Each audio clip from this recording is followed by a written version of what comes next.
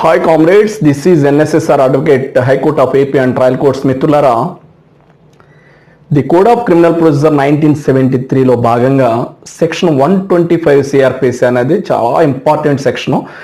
ముఖ్యంగా ఈ సెక్షన్ మనకి ఏం డీల్ చేసేదంటే సిఆర్పిసి 1973లో order for maintenance of wives, children and parents గురించి మనకి డీల్ చేయడం జరిగేది. మనం ఈ చిల్డ్రన్కి సంబంధించి కానీ, పేరెంట్స్కి సంబంధించి కానీ, వైఫ్స్కి సంబంధించి కానీ, అంటే భార్యలకు సంబంధించి కానీ, పిల్లలకు సంబంధించి కానీ, తల్లిదండ్రులకు సంబంధించి కానీ మనం మెయింటెనెన్స్ వేయాల్సిన సందర్భం ఏర్పడినప్పుడు మనం 125 సిఆర్పిసి ప్రకారం పిటిషన్ దాఖలు చేయడం అనేది జరిగేది.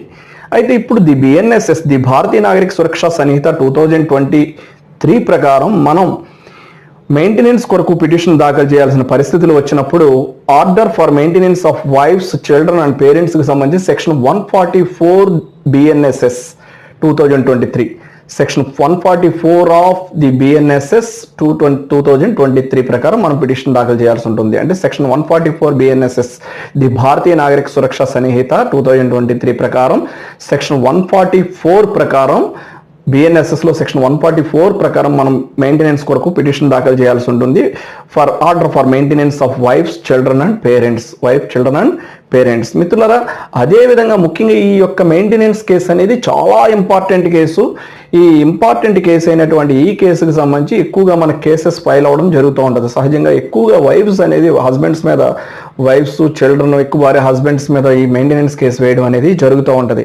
సో ఆ సందర్భంలో మనం సిఆర్పిసిలో 125 సిఆర్పిసి మనం ఆపరేట్ చేస్తే ది బిఎన్ఎస్ఎస్ 2023లో 144 సిఆర్పిసిని మనం ఆపరేట్ చేయాల్సిన అవసరం ఉంది. అదేవిధంగా మిత్రులారా, సహజంగా ఈ మెయింటెనెన్స్ కేసెస్కి సంబంధించి మెయింటెనెన్స్ కేసెస్లో మనకి ఎప్పుడైనా సరే పిటిషనర్ కానీ, రెస్పాండెంట్ కానీ హాజరు కాని సందర్భంలో, హాజరు కానటువంటి పరిస్థితిలో ఆ ప్లేటర్ గారు మనకి వారి యొక్క అటెండెన్స్ని డిస్పెన్స్ చేయమని చెప్పి ఆ రోజు పిటిషన్ దాఖలు చేయడానికి ఏ యొక్క ప్రొవిజన్ ఉపయోగించేవారంటే సిఆర్పిసి 1973లో సెక్షన్ 126 సబ్ సెక్షన్ 2 ఆఫ్ సిఆర్పిసిని వారి అటెండెన్స్ని ఆ రోజుకి డిస్పెన్స్ చేయమని చెప్పి కోర్టు వారిని కోరడం జరిగేది as per CrPC 1973, as per CrPC 1973. అయితే బిఎన్ఎస్ఎస్ ప్రకారం కూడా ఇలాంటి సందర్భం మనకు ఏర్పడినప్పుడు మనం అటెండెన్స్ డిస్పెన్స్ చేయమని చెప్పి పిటిషనర్ కొరకు లేదా రెస్పాండెంట్ కొరకు మనం ఏ సెక్షన్ ఫైల్ చేయాల్సి ఉంటుందంటే సెక్షన్ 145 బిఎన్ఎస్ఎస్ 2023 ప్రకారం సెక్షన్ 145 సబ్ సెక్షన్ 2 ప్రకారం మనం అటెండెన్స్ డిస్పెన్స్ చేయమని చెప్పి పిటిషనర్కి కానీ, రెస్పాండెంట్కి కానీ పిటిషన్ దాఖలు చేయాల్సి ఉంటుంది.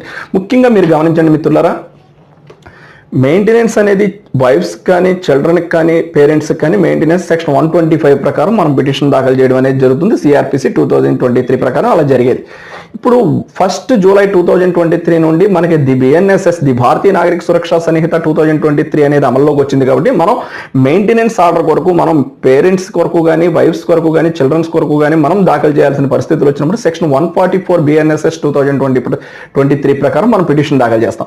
సో ఈ యొక్క పిటిషన్లో పిటిషనర్ కానీ, రెస్పాండెంట్ కానీ అబ్సెంట్ అయినటువంటి సందర్భంలో మనం ఏ యొక్క వారి అటెండెన్స్ని డిస్పెన్స్ చేయమని చెప్పి మనం ఆపరేట్ చేయాల్సినటువంటి ప్రొవిజన్ ఏంటంటే మనకి సిఆర్పిసికి వచ్చినట్లయితే కనుక 126 సబ్ సెక్షన్ 2.